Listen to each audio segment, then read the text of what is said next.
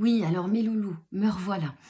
Je vous fais cette vidéo complémentaire donc, sur la définition des besoins primaires parce que je viens de recevoir 5 MP qui me disaient que vous n'aviez pas com enfin que les personnes n'avaient pas compris l'exercice. Alors je suis désolée si j'ai pas été claire, mais ce que je vous propose donc c'est qu'on prenne quelques exemples ensemble pour voir un petit peu comment les décortiquer et puis les animer. Donc, on va reprendre notre fameuse pyramide, d'accord? Et puis, on va par exemple faire le besoin de nourriture. Donc, c'est sûr que si on s'en arrête de but en blanc à est-ce que je mange, pour la plupart des personnes, ça va être oui.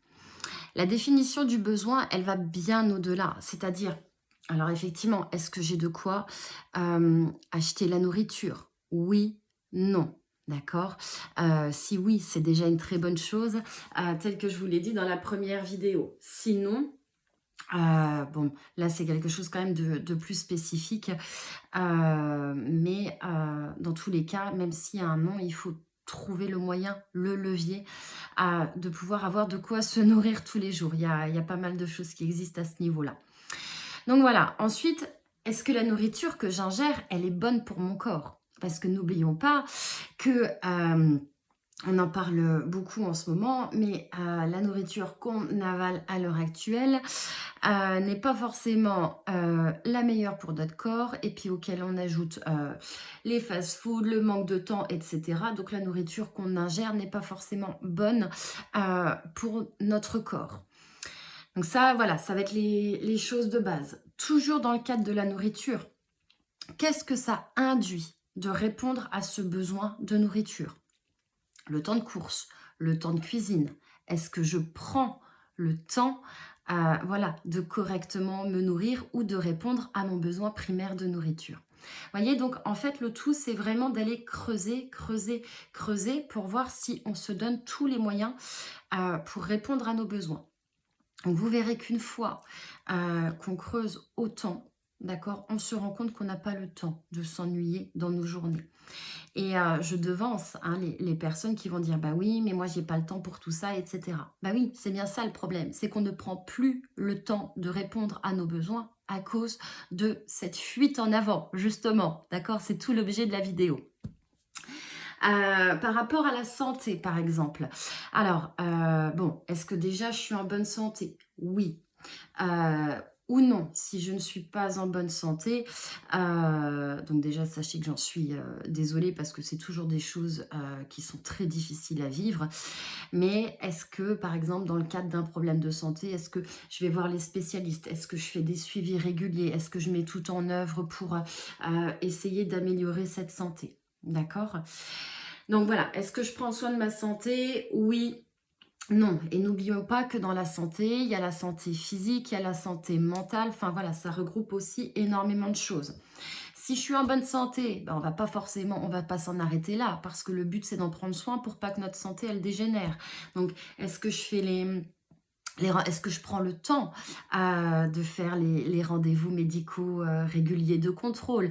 Est-ce que je pense à me reposer? Est-ce que je fais du sport et des choses comme ça? D'accord. Ensuite, le sexe. Je vous vois venir, bande de petits canailloux. Alors, bon, bah, s'il n'y a pas de sexe, il n'y a pas de sexe, hein. Qu'est-ce que vous voulez que je vous dise, moi? Faites en sorte de trouver de quoi faire du sexe. Non, mais blague à part. Alors voilà, le sexe, hein, vous savez, la sexualité, c'est pareil. C'est des moyens qui, enfin, ça a beaucoup été détourné, d'accord, au cours de ces dernières années. Et bah, le sexe n'est pas forcément de la pornographie. Donc le sexe, est-ce qu'il est fait dans des bonnes conditions? Est-ce que c'est fait dans le respect de chacun des partenaires? Est-ce que c'est fait dans le respect de soi? Etc. D'accord. C'est vraiment ça. Il faut toujours en fait aller creuser, creuser. Et en amour, c'est des exemples, d'accord, mais c'est juste pour vous montrer comment décomposer cette pyramide-là.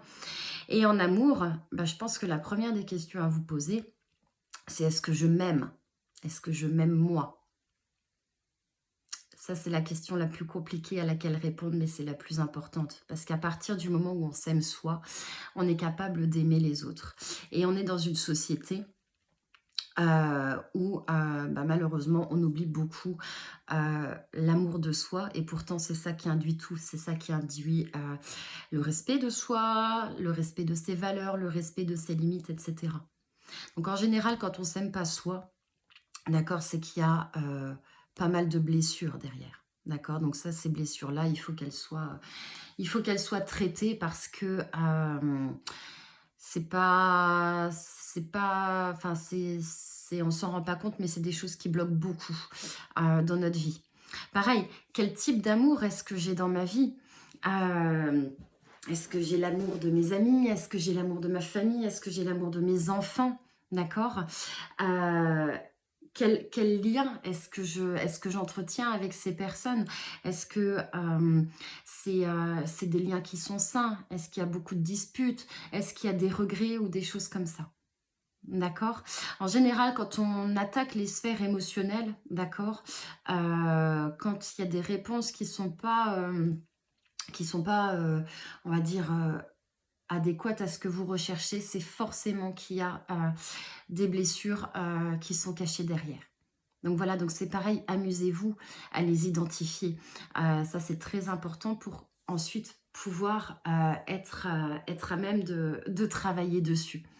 Donc voilà de quelle manière se décompose cette pyramide, d'accord? Donc on prend un point, est-ce que ce besoin est satisfait? Oui, non. Comment est-ce que je le satisfais? Est-ce que je prends le temps de le satisfaire pleinement?